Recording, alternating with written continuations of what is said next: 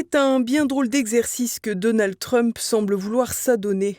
Alors que le président américain patine sur le dossier iranien, il paraît vouloir multiplier les parties prenantes dans le dossier.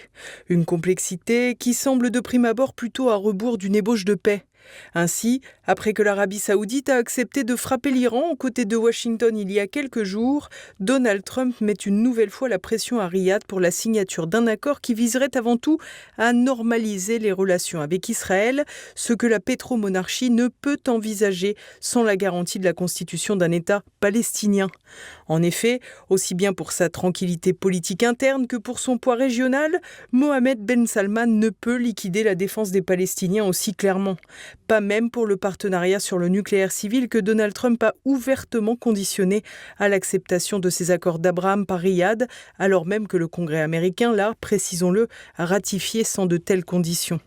D'ailleurs, le président américain ne sait que trop bien que son homologue saoudien ne peut s'émanciper des contraintes liées à Gaza.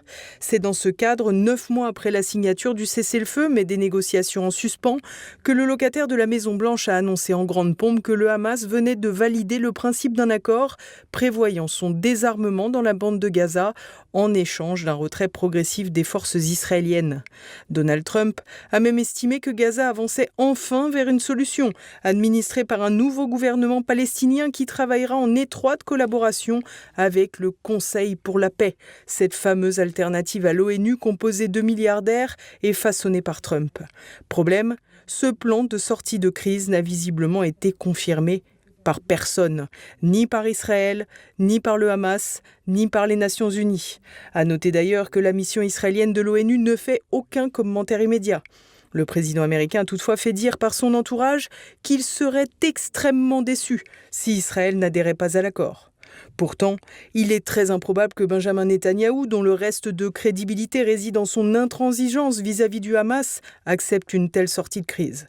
Ainsi, les déclarations de Trump ont tout un effet d'annonce visant à convaincre Riyad de franchir le cap des accords d'Abraham, en lui fournissant les arguments pour ses détracteurs arabes. Un plan fragile qui subit aussi de plein fouet la reprise des frappes israéliennes au Liban sur Beyrouth.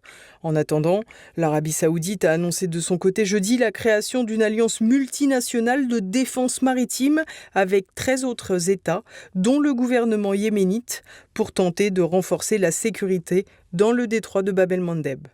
Une coalition présentée comme purement défensive qui devrait être assez dysfonctionnelle au vu de certains participants, à l'image de la Somalie qui n'a jamais particulièrement brillé en matière de sécurité maritime ou du Soudan noyé dans une guerre civile. Tout porte donc à croire que Trump tente un coup de billard à plusieurs bandes pour multiplier les acteurs dans la guerre et multiplier les pressions, une stratégie qui pourrait à s'y méprendre être celle des néoconservateurs américains.